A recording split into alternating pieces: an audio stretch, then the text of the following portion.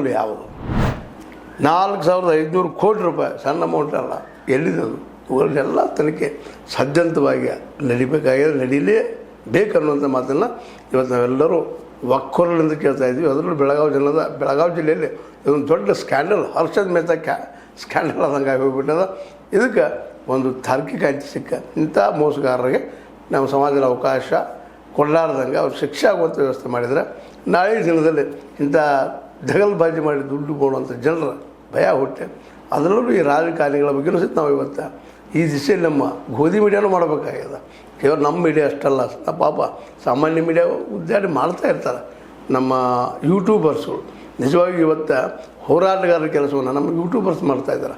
ಇವತ್ತೇನಾದರೂ ಧರ್ಮಸ್ಥಳದ ಬಗ್ಗೆ ಒಂದು ಪ್ರಶ್ನೆ ಉಳಿದಿದ್ರೆ, ಆ ಕೇಸ್ ಇನ್ನೂ ಉಳಿದಿದ್ರೆ, ಮುಂದುವರೆದಿದ್ರೆ ಅದಕ್ಕೆ ಕಾರಣಕರ್ತರು ಯೂಟ್ಯೂಬರ್ಸ್ಗಳು ಅನ್ನೋದನ್ನು ನಾವು ಈ ಸಂದರ್ಭ ನೆನಪಿಸ್ತಾ, ಇನ್ನೂ ಇರಲಿ ಈ ನೀಲನ್ನವರ ಅನ್ನೋ ಪೂರ್ತಿ ಅದು ಇತಿಹಾಸ ಹೊರಗೆ ಹಾಕೋದಷ್ಟಲ್ಲ, ಇಂಥವ್ರು ಇನ್ನೊಮ್ಮೆ ಮತ್ತೆ ಹೇಳಬಾರ್ದಂಗೆ ಕಾನೂನುಗಳು ಬಿಗಿ ಮಾಡಿ ಇವ್ರು ಶಿಕ್ಷೆ ಸಿಗುವಂಥದ್ದು ಮಾಡಿದಾಗ ಮಾತ್ರ ತನಿಖೆ ಮಾಡಿಸಿ ಆವಾಗ ಇದು ಯಶಸ್ವಿ ಆದಂಗೆ ಅಂತ ಹೇಳ್ತಾ ಇರಲಿ.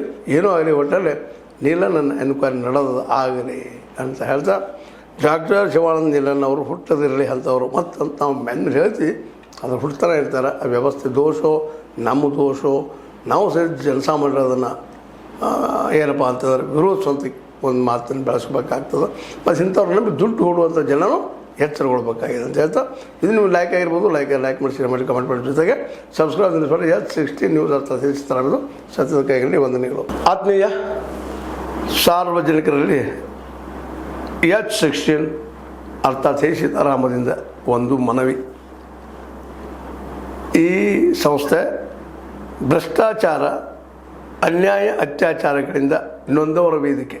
ಅನ್ಯಾಯಕೋರರ, ಭೂಗಳ್ಳರ, ನಶಾ ಸಾರಾಯಿ ಮಾಫಿಯಾಗಳ ವಿರುದ್ಧದ ಧ್ವನಿ. ರೈತರ, ಕೂಲಿಕಾರ, ಕಾರ್ಮಿಕರ, ಬಿದ್ದ ಸಮುದಾಯ ಜನರ ಧ್ವನಿ. ಬೆಂಬಲವಾಗಿ ನಿಂತು ತನುಮನ ಧನದ ಸಹಾಯಕ್ಕೆ ಸಾರ್ವಜನಿಕರಲ್ಲಿ ಕೋರಿಕೆ. ದಾನದ ಸಹಾಯ ನೀಡಿ ಸ್ವಾತಂತ್ರ್ಯ ಪತ್ರಿಕೋದ್ಯಮ ಉಳಿಸಿ ಬೆಳೆಸಿ. ವಂದನೆಗಳು. ತಮ್ಮನ್ನೇ ನಂಬಿರುವ ಮಲ್ಲಪ್ಪ ಇ ಜೋತಾವರ್.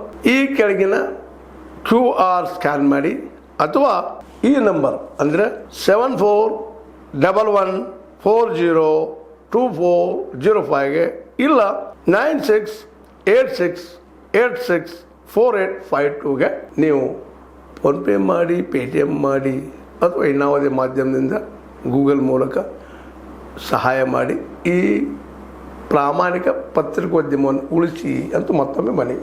ವಂದನೆಗಳು.